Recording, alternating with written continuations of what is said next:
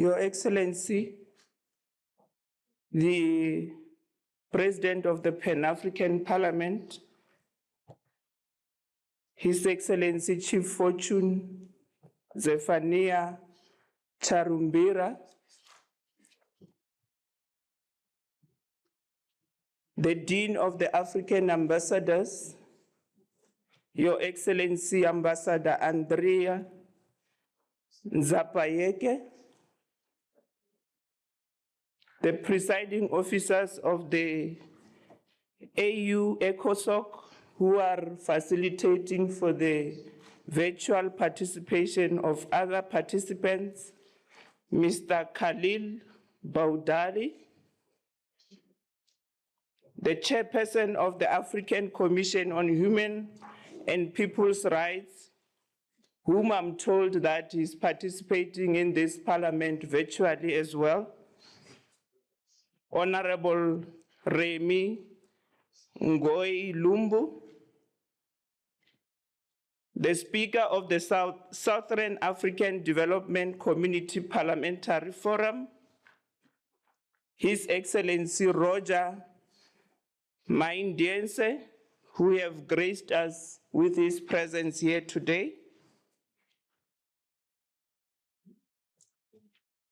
the Chairperson of the House of Representatives of the National Assembly of Belarus, Your Excellency Igor Sengeyenko, honorable members of the Bureau who are present here today, Excellencies, ladies and gentlemen, good afternoon. It is indeed both a privilege and a profound honor for me to stand here before you today to deliver my maiden speech in this august house, representing our beautiful country, South Africa, on behalf of our president, who could not be here with us today, but he has delegated us at DERCO to come and deliver this address on behalf of the people of South Africa.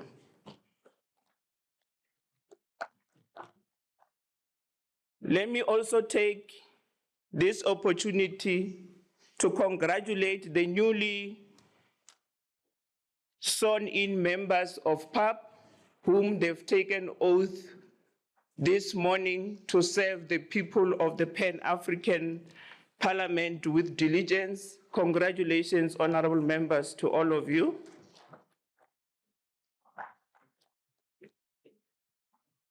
Honorable President, it is indeed my honor and a privilege to report to your good self that as the Deputy Minister in the Department of International Relations and Cooperation, I'm just being delegated the responsibility to deal with Africa as a whole.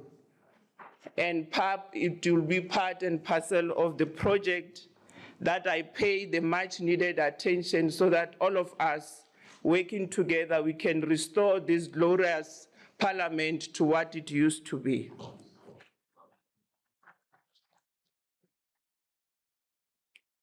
Allow me also, Honorable President, to join those who have really congratulated the President-elect of the people of Botswana, President Duma Boko, and also thank the people of Botswana in the manner in which they've exercised their democratic right in choosing the government of their own. And also, indeed, President, democracy, it is maturing in that part of the continent.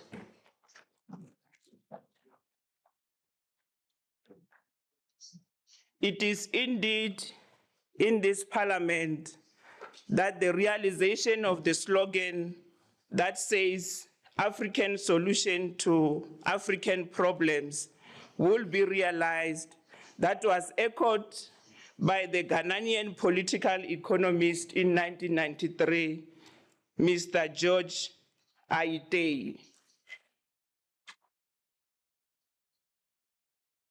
Mr. President, the contribution of the Pan-African Parliament to the AU and the continent at large cannot be underestimated, with some of the key initiatives such as the recent fact-finding mission by the Pan-African Parliament Committee on Trade, Customs and Immigration Matters in Tanzania, and also an initiative on the representation of the PAP Committee on Justice and Human Rights at the 81st Ordinary Session of African Commission on Human and People's Rights that took place in Banjul, and the election observer missions that continues to go every time when we have elections in the country to make sure that elections that we hold in the continent really does reflect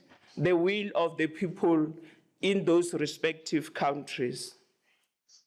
Indeed, Mr. President, I wish to commend the Pan-African Parliament on its initiatives of 2024 that addressed the 2024 theme of the AU under the following theme: Educate an African fit for the 21st century, wherein we are building resilient education systems for an increased access to inclusivity and lifelong quality and relevant learning for the African children, close quote.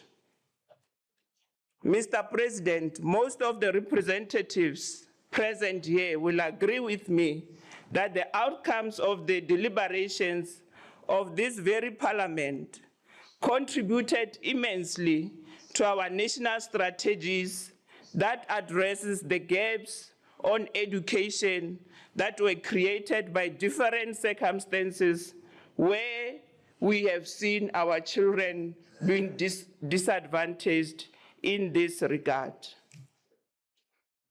Mr. President, Africa does not only need educated citizens, but citizens with quality education that can contribute to social cohesion and conflict resolution mechanisms, wherein we are going to be promoting matters of peace and stability in the region, and also an education that fosters a sense of identity, unity, and shared values amongst Africans and the 6th region of Africa's diaspora.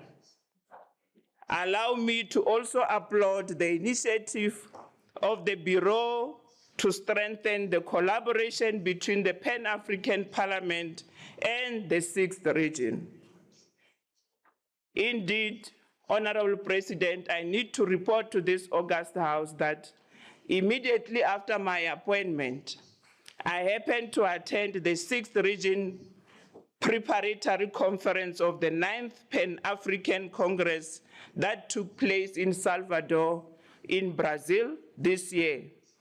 It was clear, President, in that conference that the outcome of that conference will help us as the people of the continent in a collective reflection of the process to deal with issues of reparatory justice.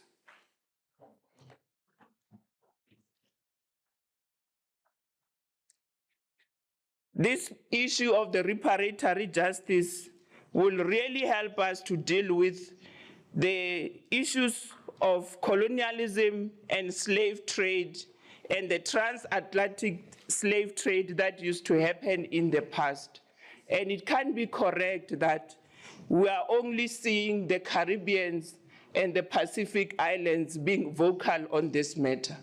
It's high time that as Africans, we need to join those CARICOM's members in this progressive call for reparatory justice.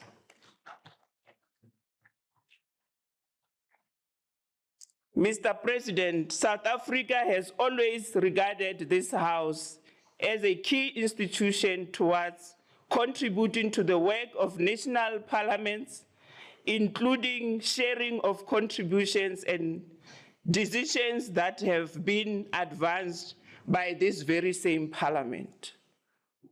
The model laws crafted and adopted by this organ truly exemplifies the triumph in a Pan-African Parliament excellence, which becomes a voice for almost 1.5 billion people of the African continent. Indeed, Mr. President, of equal importance is the African Union's membership of the G20, which gives an opportunity for Africa and its diaspora to be part of an inclusive developmental agenda that this multilateral forum is bringing to the continent. It is indeed an honor and a privilege, Mr. President, to report to this august House that South Africa will commence with its presidency of the G20 in the coming month, which is December 2024. And we are making a call to all of you as the people of the Pan-African Parliament to utilize the presidency of South Africa to your own advantage.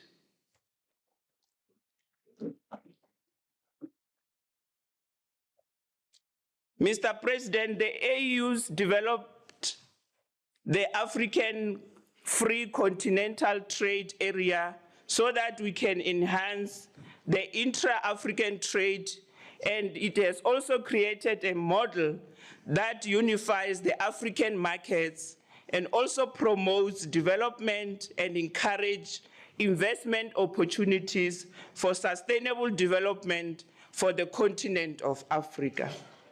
This Parliament has impressively taken on its thematic issue, this excellent collaboration and the partnership of the AfCFTA initiative.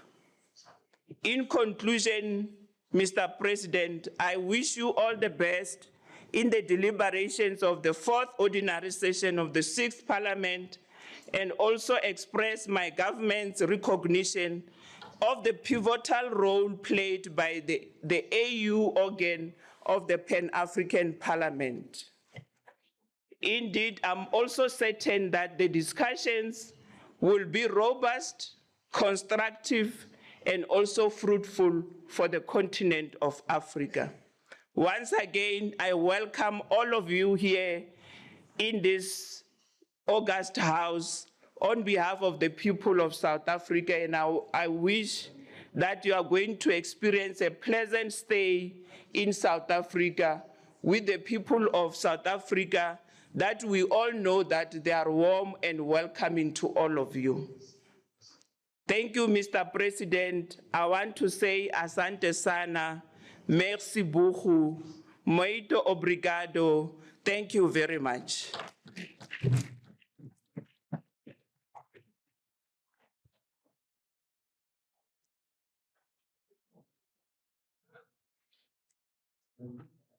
Thank you, Minister. Another round of applause.